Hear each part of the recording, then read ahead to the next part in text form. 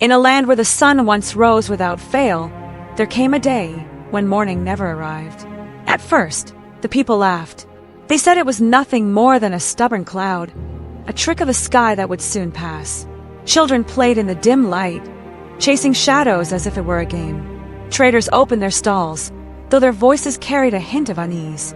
But when the darkness stayed and the cold began to creep into their bones, laughter slowly turned into fear. Days passed, or what felt like days. No one could truly tell anymore. The sky remained black. The sun was gone. Long before the darkness came, there was a village called Ibra. It was a place of warmth and color. Every morning, the sun stretched golden fingers across the land, waking farmers in their fields and children in their homes. The air was filled with songs, and at night, the elders told stories under a sky painted with stars. The people believed the sun was more than light. They believed it was a gift, a spirit, a silent guardian that watched over them. And every year they honored it. They danced, they sang, they gave thanks. But as time moved forward, something began to change. The younger ones grew restless. They questioned the old traditions. Why thank something that rises on its own? They would say. The sun will always be there. And slowly the festival stopped. The songs faded. Gratitude was forgotten. Then came the morning that never came. At first, the elders warned the people. We have angered the light, they said. We must remember what we have forgotten. But the villagers argued instead. Some blamed the sky, others blamed the elders. Some even blamed each other. But no one took responsibility. Until hunger arrived, crops began to wither without sunlight. The ground turned cold and stubborn. Rivers slowed, as if even the water had grown tired. Fear spread like fire in dry grass. And still, the sun did not return. Among the villagers lived a young woman named Asha. She was quiet, observant, the kind of person people often overlooked. But Asha listened. While others argued loudly in the village square, she paid attention to the silence between their words. And in that silence, she felt something was deeply wrong. One evening, as the darkness pressed heavily against every home, Asha made her way to the edge of the village. There, in a small, weathered hut, lived the oldest woman anyone had ever known. Grandmother Nola. Some said she was as old as the first sunrise. Others said she spoke to things no one else could see. Asha knocked gently. Enter, came a voice, thin but steady.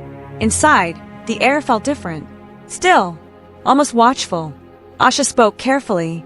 Grandmother, what has happened to the sun? The old woman looked at her for a long moment before answering. The sun has not vanished, she said quietly. It has been taken. A chill ran down Asha's spine. Taken? By who? Grandmother Nola's eyes darkened.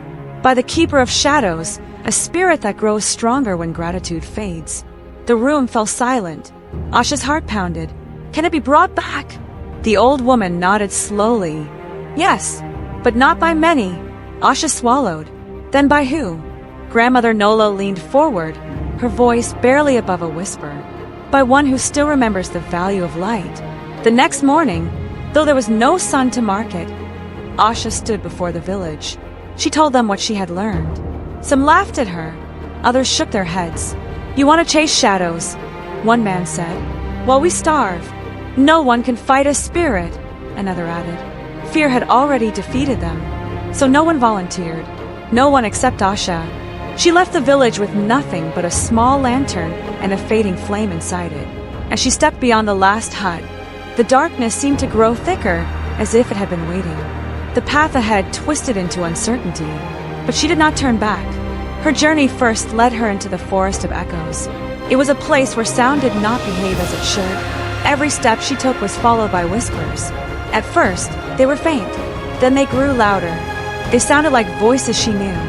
Asha, go back. You will fail. She froze. The voices became clearer. They sounded like her friends, her neighbors, even her own voice. You are not strong enough.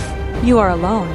For a moment, doubt crept into her heart. But then she remembered the empty fields, the frightened children, the silence of a village that once sang.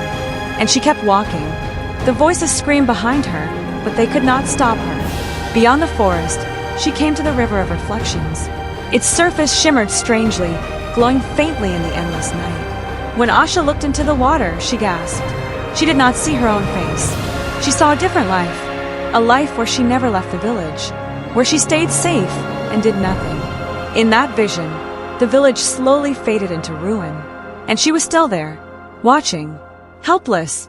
The river whispered softly, "You can stay, forget your burden, live without pain." Asha's hands trembled. The vision was tempting. No fear, no struggle, but also no hope. She stepped back. Then, gathering her courage, she crossed the river without looking again. Days passed, though time had no meaning in the darkness. At last, she reached a mountain that rose like a shadow against the empty sky. At its peak, something pulsed, a deep, unnatural darkness. And Asha knew this was where the sun was held. The climb was long and unforgiving. The air grew colder with every step. Her lantern flickered weakly, as if struggling to survive. But she climbed, because turning back was no longer an option. At the summit, she saw it, a massive figure, shifting and twisting like living darkness. The Keeper of Shadows, and behind it, trapped within a cage of blackened light, was the sun. Dim, fading, dying. The Keeper's voice echoed like distant thunder. "Why have you come?" Asha forced herself to stand tall, to take back what does not belong to you. The creature laughed, a deep, hollow sound. "Your people abandoned the light," it said. "I only claimed what they no longer valued." Asha hesitated, because she knew it was telling the truth. But then she spoke, not with anger, not with fear, but with honesty. "We forgot," she said. "But forgetting is not the same as not caring." She lifted her lantern. The tiny flame inside flickered weakly. As long as even one person remembers the light, it cannot truly die. The Keeper roared and surged forward. Darkness rushed toward her like a storm, but the flame in her lantern began to change. It grew, brighter, stronger, until it pushed back the shadows themselves. The Keeper screamed as cracks of light spread across its form. The cage around the sun shattered, and in a blinding moment, the sun was free. Light exploded across the sky. Warmth returned. The darkness fled like a broken thing, and the Keeper vanished. When Asha returned to Ibra, the villagers stood in awe as the sun rose once more. Golden light touched the land again, and this time no one took it for granted. They sang again. They danced again. But most importantly, and in that moment they realized, they had not lost the light. They had become the reason it disappeared.